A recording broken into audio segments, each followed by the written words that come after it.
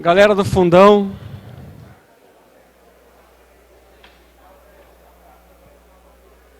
Ô Bruno, põe ordem aí no negócio.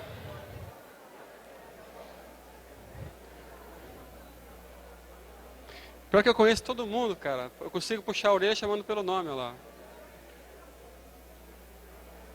O Vitor vai ficar aqui assistindo ou não? Fica aí, fica aqui. Não, o Vitor tem que... Vamos? Tá bom. Eu só vou te apresentar e depois você senta aqui. Pessoal, boa tarde. Vamos começar? Tem uma galera super desinformada que vai entrando nas mesas, nem sabe o que é. Essa aqui é modelos de acesso, então acesso venoso, acesso... Era isso que estava esperando ou não? Eu sou Paulo Poli, né, médico de família e diretor de atenção primária lá da Secretaria de Saúde de Curitiba. Para minha felicidade, eu não vou falar nada aqui, só vou levantar a bola aqui para 4 amigos cortarem. E é uma mesa com amigos, né? Isso é um prazer, assim, estar numa mesa com 4 pessoas que você admira, convive, enfim. Um deles é o Daniel Knupp, que já alugou essa sala para ele, né? Pelo jeito, porque está direto aqui. O Daniel é vice-presidente da Sociedade Brasileira de Medicina de Família, graduado pela Federal de Minas Gerais, possui residência em Medicina de Família pelo Hospital Municipal Odilon Berens. Tem um currículo enorme aqui, eu tenho que resumir isso aqui, Daniel. Atua como coordenador e preceptor do programa de residência. Aqui não está atualizado, hein? Está tudo velho, né? Mas ele atua como médico de família na Unimed, em Belo Horizonte. E o papel dele aqui vai ser falar um pouquinho como que se organiza o acesso na saúde suplementar.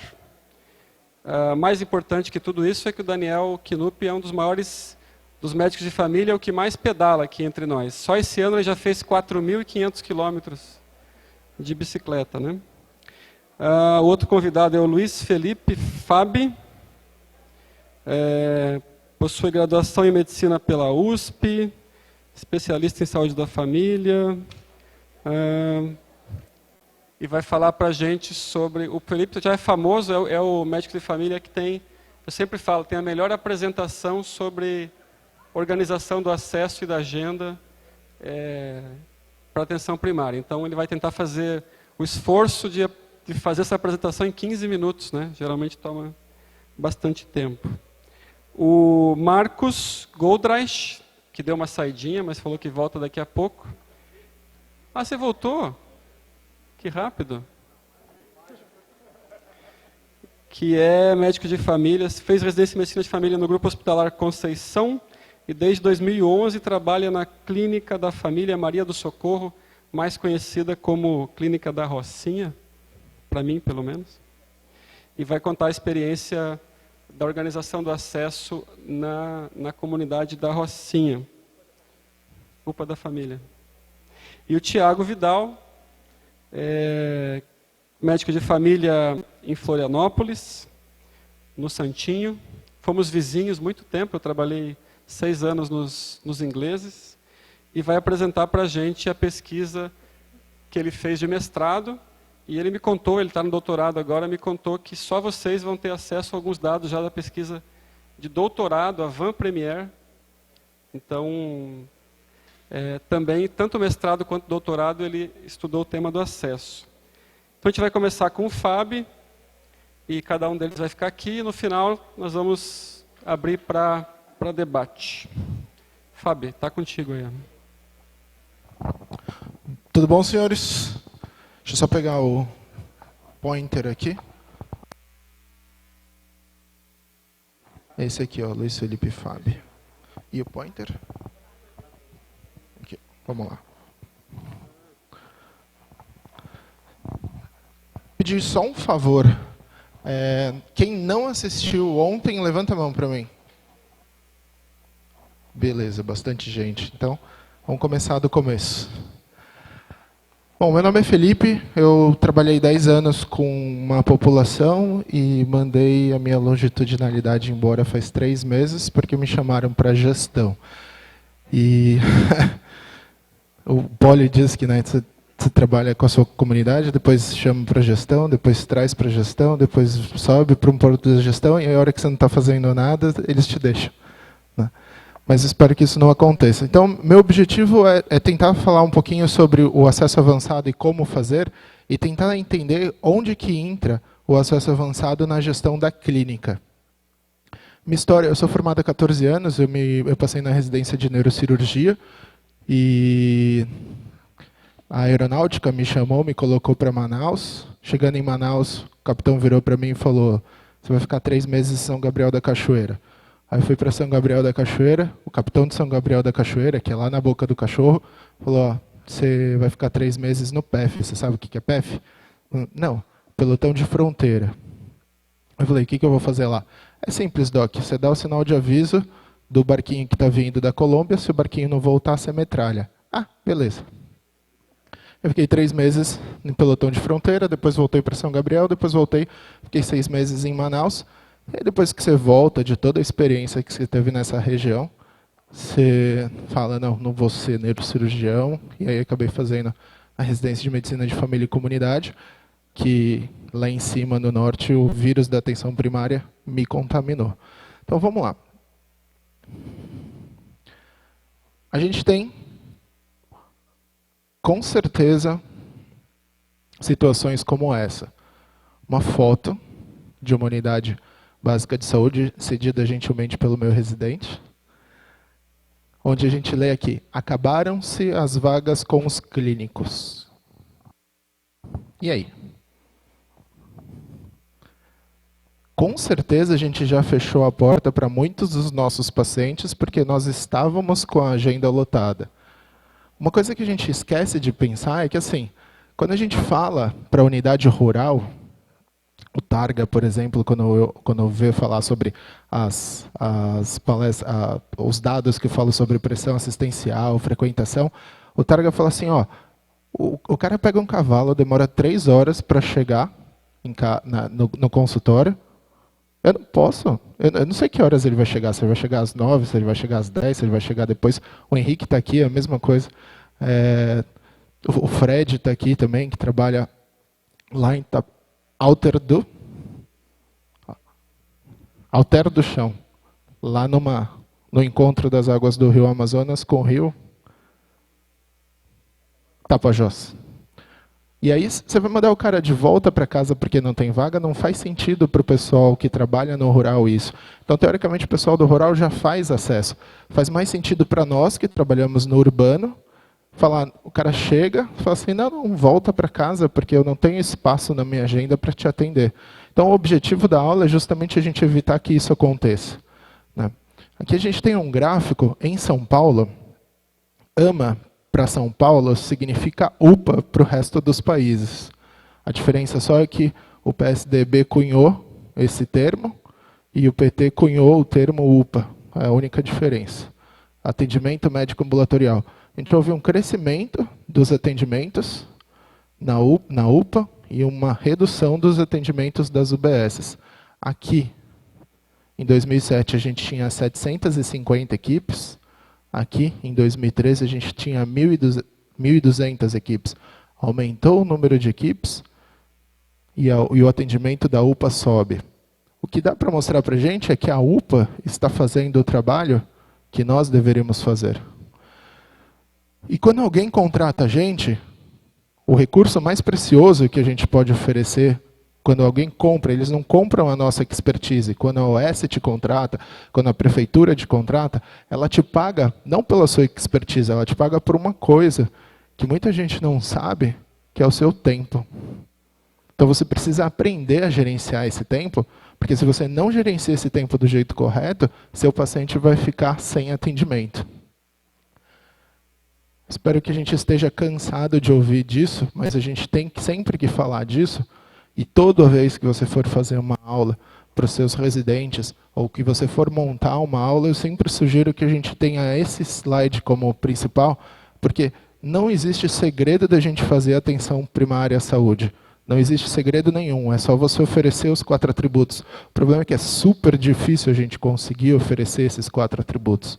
O segredo é esse: acesso, longitudinalidade, integridade e coordenação da atenção. E se você bloqueia o acesso, você não é longitudinal, você não oferece uma carteira de serviços e você não sabe para onde o seu paciente está indo, o paciente que precisa ir. E quando a gente fala de gestão da clínica, o acesso avançado, ele entra na gestão do tempo. Mas a gestão da clínica, ela é dividida em 3 itens: gestão do tempo, controle da incerteza e moderação da tirania do diagnóstico. Quando a gente fala em gestão do tempo, a gente tem 4 itens: manejo da demanda, os cálculos necessários, controle da agenda e controle do tempo. E o acesso avançado entra aqui, no controle da agenda. Hoje a gente não vai falar de controle da incerteza, mas controle da incerteza tem esses 4 itens: medicina centrada na pessoa, proteção da longitudinalidade, saber falar não para o seu paciente, ou não sei, mas estou aqui com você e a gente vai junto, e ser polivalente. E moderar a tirania do diagnóstico é evitar os diagnósticos em excessos, evitar colocar o seu paciente dentro de um CID ou de um CIAP e desrespeitar o trinômio médico-paciente-família. Então, o que a gente tem que evitar? A gente tem que entender que não tem a necessidade sempre da gente classificar um paciente com um CID. É melhor que se classifique via CIAP, que é muito mais completa. Por exemplo, medo de câncer não existe no CID, mas existe no CIAP. A gente tem que se acostumar, justamente para rejeitar a tirania do diagnóstico, de tentar evitar CID e se utilizar CIAP. Tudo isso tem que ser sempre balizado pelas leis dos cuidados inversos do Hart de 1971. Não 1071. Vamos passar rapidinho, então, em relação ao manejo da demanda, senão os 15 minutos não vão dar, certo? Existem 2 tipos de demanda: a que você cria, que é interna, e a que vem para você, que é externa, que são os pedidos de consulta e os encaixes. Basicamente, se você precisa diminuir o número de consultas, você precisa rever os seus retornos. Porque muita gente tem 100% da sua agenda tomada por retornos. Então, é uma boa marcação. Será que esse paciente hipertenso controlado precisa ser visto por você de 3 em 3 meses? Será que essa criança de puericultura precisa ser vista intercalada, você enfermeira, de mês em mês? Será que essa gestante precisa ser vista por você e pela sua enfermeira de mês em mês? Uma gestante de baixo risco, que teoricamente sem a sua interferência vai dar tudo certo? Então você precisa rever o seu retorno. A demanda ela nunca vai terminar, mas você consegue mexer com ela. E você consegue prever ela. Vou passar rápido sobre os tipos de vagas da sua agenda, que pode ser dupla, você agenda 2 pacientes às 8 horas e 2 pacientes às 8h30. O problema é que quem chega primeiro é atendido, e existe o descontentamento do segundo. Normal é você marcar como um caso novo e um caso rápido. Em onda fixa, que é o que eu costumava usar há 3 meses atrás, quando eu já tinha uma longitudinalidade me protegendo, 4 chegam às 8 horas e minhas consultas eram mais rápidas. Esses 4 até as 8h30 já estavam sendo atendidos, me sobrava meia hora para atender rápido os encaixes. E a gente já vai falar sobre atendimento rápido. Em onda modificada, quando você sobrepõe horário, não costuma ser muito utilizado, e o que a gente mais utiliza nesse Brasilzão afora são as consultas semelhantes, são os nossos grupos. Por quê? Porque aumenta a eficácia. Então você imagina, um grupo de hiperdia que você marca 30 pacientes, um grupo de gestante que você marca 20 gestantes, um grupo de diabéticos que você marca 30 pacientes, você está trabalhando bastante, você aumenta a eficácia. O problema é que você fere a integralidade porque você tem maior probabilidade de errar. Você controla aquele paciente, você está bem controlado com a sua diabetes, você dá uma tateada na insulina e chama o próximo, e você não deixa o paciente falar que ele não consegue vestir a bota, que ele está com uma tinha no meio dos pés, e não consegue trabalhar por causa disso. Porque você está naquele grupão. Então a gente tem que tomar cuidado quando a gente faz consultas semelhantes, porque a gente pode aumentar essa eficácia, porque elimina o tempo e acelera o processo. Mas, na maior parte das vezes, a gente fere a integralidade. Esses dois aqui também são poucos utilizados. E existem 4 tipos de consultas. A gente divide a consulta pela previsibilidade e pelo conteúdo.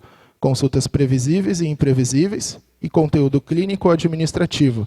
Quando a gente faz uma matriz, a gente tem consultas previsíveis clínicas e previsíveis administrativas, e a consulta imprevisível clínica e a consulta imprevisível administrativa. Quando você começa numa unidade, o maior grosso da sua consulta são as previsíveis clínicas.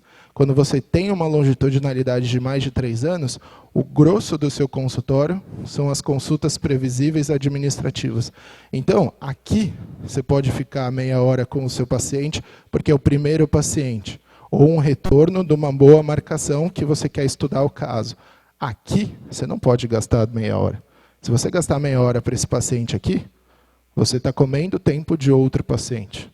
Então, você precisa selecionar dentro do seu consultório e entender quais são os 4 tipos da sua consulta. Porque se você oferece 30 minutos para esse paciente, provavelmente você não vai ter tempo para isso, menos para isso. Então, você tem que fazer essa matriz no seu consultório para saber. Se você gasta 5 minutos para uma renovação de receita, porque você já está protegido pela sua longitudinalidade, e com 5 minutos você consegue fazer uma consulta integral, se você marca em 30, você está perdendo 25 minutos para outro paciente. Tá? Então, o que a gente precisa pesquisar? A gente tem que responder essas perguntas. Quantos pacientes você tem? Quem eles são? E a competência cultural entra aqui e aqui. De onde ele vem? Se vem da Serra Gaúcha, eu preciso saber falar alemão. Se vem lá de cima do Ribeirinho, eu preciso saber se é uma comunidade ribeirinha de assentamento, uma comunidade indígena. E eu tenho que entender por que eles vêm, classificado pela CIAP. E a gestão tem que te responder quem vai atender e com o que vai atender. Então, a gente tem que responder essas perguntas, senão a gente não consegue trabalhar. Calcular quem passou com você nos últimos 18 meses, e vocês vão ter uma surpresa. Normalmente, das 4.000 pessoas que a maioria de nós temos, 2.500 pessoas passam com você em 18 meses. E é essa a sua população. Tem 1.500 pessoas que nunca te viram, porque não conseguem te acessar. Porque eles vão embora de manhã para casa, para o trabalho, e quando voltam o posto, a unidade básica de saúde, a unidade fluvial, já passou, não está mais lá. Então, depois que você consegue entender e conseguir controlar o anseio de consultas dessas 2.500 pessoas, aí sim você vai atrás das 1.500 que faltam. E sempre lembrar que a lei dos cuidados inversos fala que 80% das consultas elas são consumidas por 20% da população. Então, a gente tem 20% de hiperutilizadores que, se a gente não deixar reservado espaço para eles, eles vão comer consulta de quem não está conseguindo. Então, lembra disso. Cálculos, basicamente é o seguinte. 5 cálculos. Esse daqui é pouco utilizado.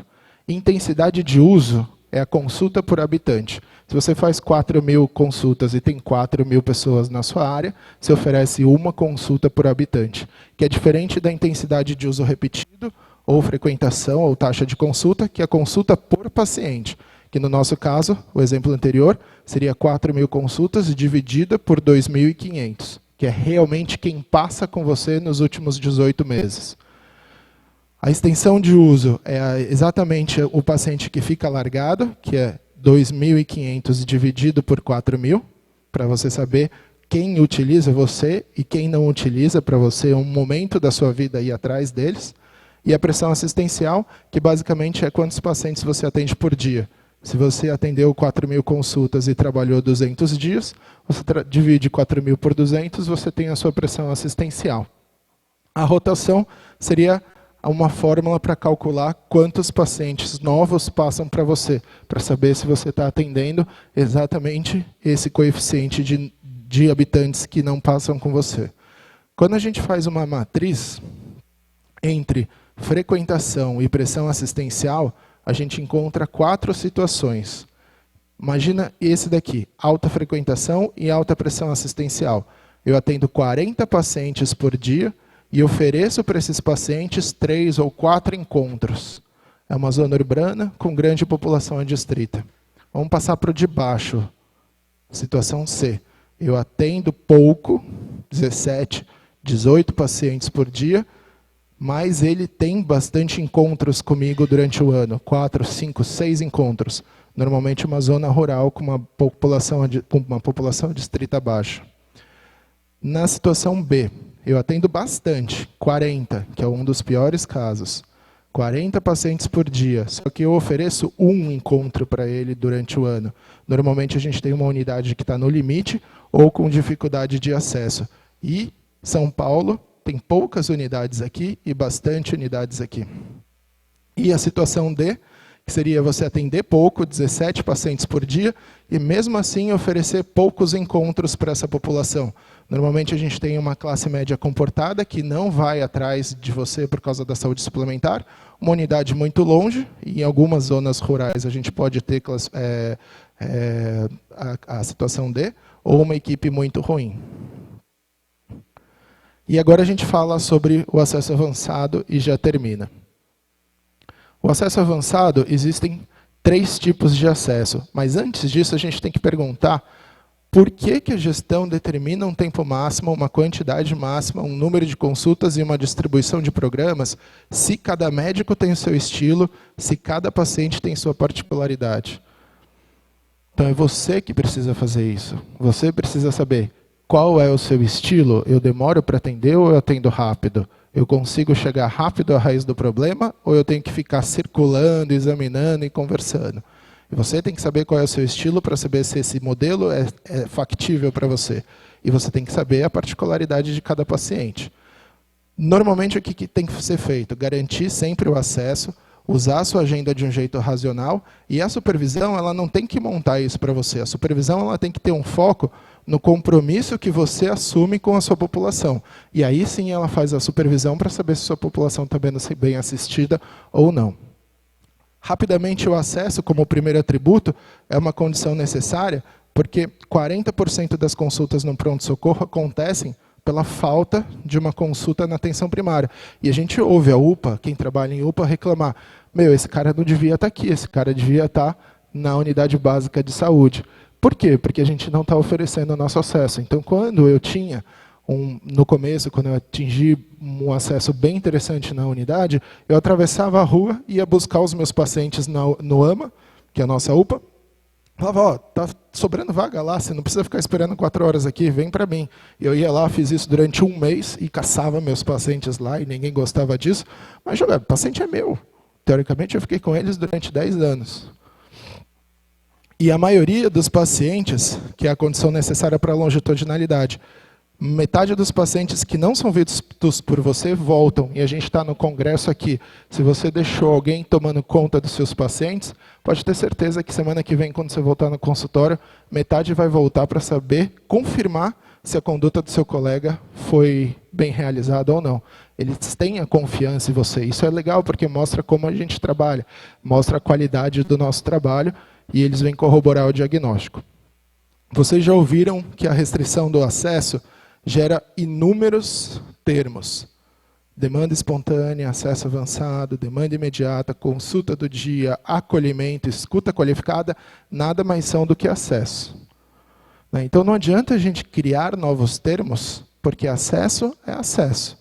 Raramente não é um sintoma de que você está esgotado ou de que o recurso está inadequado.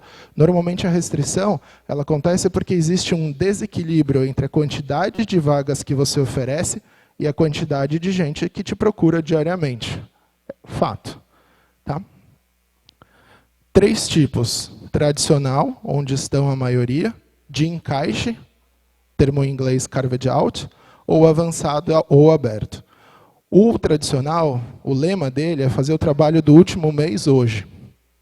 Você está com a agenda sempre cheia, a urgência normalmente entra como um duplo agendamento e te cansa por causa disso. Os grupos programáticos eles controlam porque você tenta aumentar a sua eficácia. Você falta muito porque a maioria da sua consulta, se você ofereceu para o mês seguinte, alguém já resolveu esse problema ou esse problema foi resolvido sozinho. Então lembra, quando você marca para daqui a um mês, probabilidade é 50% desse problema que o paciente apresentou ter se resolvido sozinho. E você perdeu a janela de cuidado, o tempo para entender o que está acontecendo com esse paciente. E o episódio do cuidado cai lá por baixo, porque a sua lista de problemas vai ficar pequena. Ou pior ainda, se você oferece só um encontro no ano, que são aquelas piores consultas, quando ele senta na cadeira e você fala o que aconteceu, ele vira para você, espera só um pouquinho. Aí ele tira aquela lista do bolso, no papel amassado, e tem 8, 9 problemas que ele escreveu lá, e você fala, essa consulta vai demorar. Mas por que ele tem 9 problemas naquela lista? Provavelmente foi porque quando aconteceu o primeiro, ele não conseguiu acesso com você. Quando aconteceu o segundo, ele também não conseguiu. E ele vai marcando para quando realmente esse acesso acontecer, ele falar todos os problemas. Então a gente tem que tomar um pouco de cuidado quando acontece lista de problemas criada pelo paciente dentro do consultório, foi porque ele não conseguiu acesso com você antes. Tá? E o tradicional sempre desvia para outros lugares. Por isso que a gente ouve nossos colegas do PS ou da UPA falando que metade dos pacientes que estão lá a gente poderia resolver. O sistema de encaixe, você tem um pouco das vagas em aberto. O problema é que consegue um sistema de atendimento desse jeito aqui. Ó. Quem grita mais consegue o atendimento. Ou pior ainda, um sistema de favor. Pode vir tal dia ou tal horário que o doutor está livre. Então acontece o sistema de favor, normalmente quem faz esse sistema de favor é sua secretária, sua recepcionista, seu ata. E existe os desvios de vagas, que você vai caminhando para trás para o acesso tradicional. E aqui chega o tema, que é o acesso avançado. Fazer o trabalho de hoje, hoje. O ideal é você deixar 75% a 80% das vagas em aberto. Você tem uma grande capacidade de vagas eliminando a triagem. Não existe encaixe. Todo mundo que chegar no dia vai ser atendido. Lembrar que acesso avançado não é oferecer consulta para o mesmo dia. Acesso avançado é oferecer consulta para quando o paciente quer. Normalmente é para o mesmo dia. Mas tem gente que quer para a semana que vem, porque é o dia da folga. E se você fizer o acesso avançado assim, não, eu só atendo no mesmo dia, esse cara que só tem vaga, só tem folga daqui uma semana, você feriu o acesso para ele. Deixa, marca, é um ou outro. Normalmente 5% dos pacientes vão querer consulta agendada. O resto normalmente quer para o mesmo dia, ou no máximo para o dia seguinte. Diminui bastante o absenteísmo e a diferença é que você torna-se longitudinal. A gente sempre ouve que o sistema tradicional encaixe e vai proteger a agenda marcando para o futuro, sendo que o ideal é que você marque para o presente. Para o futuro você está livre. Quando você marca para o futuro, você consome as suas vagas e você diminui seu tempo de resposta. E o meu residente, José Carlos, fez esse gráfico para a gente entender muito bem a diferença entre o tradicional e o avançado. O tradicional faz o trabalho hoje do último mês, e o avançado faz o trabalho de hoje.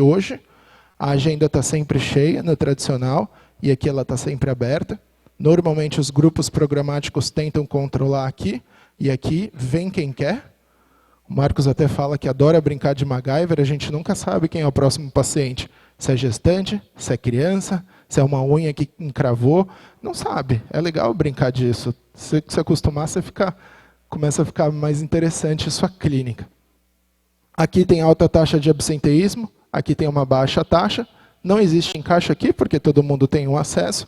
E aqui tem os encaixes, que seria o carve out. Para a gente finalizar, eu vou colocar um exemplo. Esse daqui eu vou passar batido. Que seriam outros gráficos para a gente fazer. E falar só um pouquinho de controle do tempo. O nosso encontro ele é sempre sagrado porque tem uma emoção que se cruza e um intercâmbio de saberes.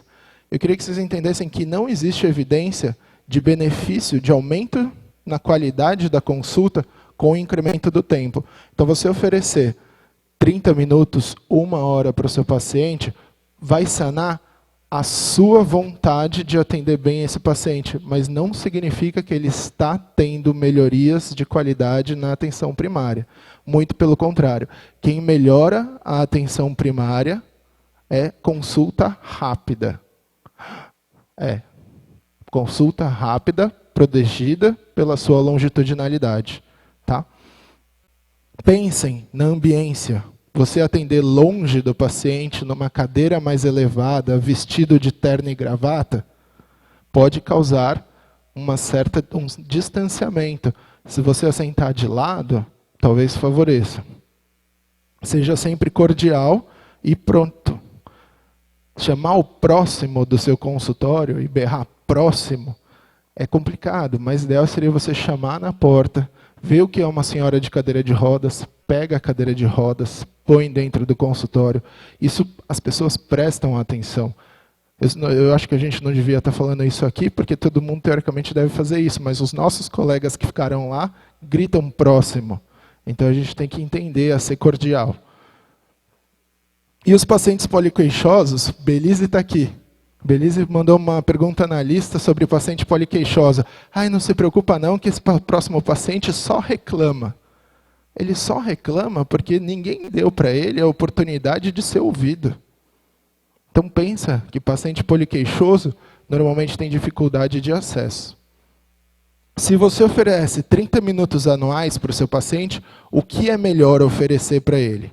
Uma consulta de 30 ou 6 consultas de 5 minutos? A resposta é uma seta daqui para baixo. A sua primeira consulta pode ser de 30. A sua próxima consulta pode ser 2 encontros de 15. Depois de 10 anos de serviço, o ideal é que seja isso. Que você ofereça para ele vários encontros durante o ano, mais curtos. E aí a gente está falando de episódio de cuidado. E daí que eu protejo e falo que consulta rápida, a longitudinalidade te protege. Você não vai atender em 5 minutos um primeiro paciente que veio te conhecer. Você vai jogar ele nessa agenda aqui. Mas depois de um tempo, jamais ele tem que estar aqui para sempre. Ele tem sempre que caminhar nesse sentido. Porque é mais efetivo ele te encontrar 6 vezes de 5 minutos do que uma vez de 30. Tá bom? Agora, só um exemplozinho. Alemanha, tempo médio de consulta 7 com desvio padrão de 4. A Alemanha atende em 3 minutos. E lá na Alemanha, o Poli brinca, estão todos felizes e saltitantes, sem problemas de acesso. Aqui a gente tem um modelo fixo de 15 ou 20 minutos. Tá? Só falar como a gente, no acesso avançado de ontem, né, a gente fez um estudo, um exemplo de consultas programadas, espontâneas e as consultas imediatas. Quando você faz as consultas programadas, que normalmente são 20 minutos, é para os pacientes mais complicados que precisam de um tempo para você. E depois você joga esse paciente para cá e joga esse paciente para cá. Porque as consultas programadas, elas sempre favorecem a lei dos cuidados inversos se todos os pacientes estiverem com consulta programada. Então lembra que sua agenda precisa ter consulta programada, precisa ter um grosso de consulta espontânea e depois consultas imediatas. E aqui a gente fez um exemplo. Vamos supor que você tem uma população de 2.400 pessoas que realmente te acessam. Né? Não as 4.000 pessoas que tem na sua lista, porque 60% só que te acessa. Vamos supor que sejam de maioria jovens, numa zona urbana, com queixas agudas. E você quer que ele tenha 3 encontros. Você precisa, para essas 2.400 pessoas, ofertar para elas 7.200 consultas. Você não pode esquecer que 20% dessa população são hiperutilizadores, que consomem mais 3 consultas. Então você tem que ter uma agenda de 7.200 mais 1.400, que dá isso daqui. Dividida pelos dias trabalhados, você tem 36 consultas por dia. Então quando a gente fala de acesso avançado, significa atender mais, sim. Só que significa atender um pouco mais rápido também. Tá? Demanda estimada na população de 2.400, você multiplica de 0,7% a 0,8%. São de 17 a 20 consultas. Então pensa assim, ó, acabei de chegar na área urbana, um monte de jovens, preciso ofertar 36 consultas e 20 vão me procurar durante o dia. Como que a gente faz isso? O ideal é que no primeiro e no segundo mês você faça 36 consultas espontâneas, de 10 minutos, para você conhecer a população, para você entender a queixa, para eles te conhecerem. Médico novo na área, vai chegar um monte de gente. Se você fizer uma agenda de 15 por dia, se você fizer uma agenda de 20 por dia, não vai dar certo. Depois, no terceiro mês ao sexto mês, aí a gente vai reduzir um pouco de consultas, mas sempre protegendo aqui a espontânea de 16, porque são os que vêm te procurar, e você deixa 8 programadas para você ver os seus retornos e 8 imediatas de 5 minutos. Lembrando que sempre soma 360, por quê? Visita domiciliar soma mais 60, e telefone, e-mail, reunião vai somar mais 60 para você ter a carga horária de 8 horas. Uma das coisas que a gente mais faz hoje em dia é não ofertar acesso para visita domiciliar. A gente tem um dia de visita, meio período de visita domiciliar. Está errado, não é um acesso. O ideal seria que você fizesse visita domiciliar todos os dias, 1 hora por dia. Esse seria o terceiro ao sexto mês, e depois a gente voltaria com 36 consultas, ofertando maioria de consultas espontâneas imediatas e deixando as programadas só realmente para quem precisa. Tá bom? É isso, pessoal.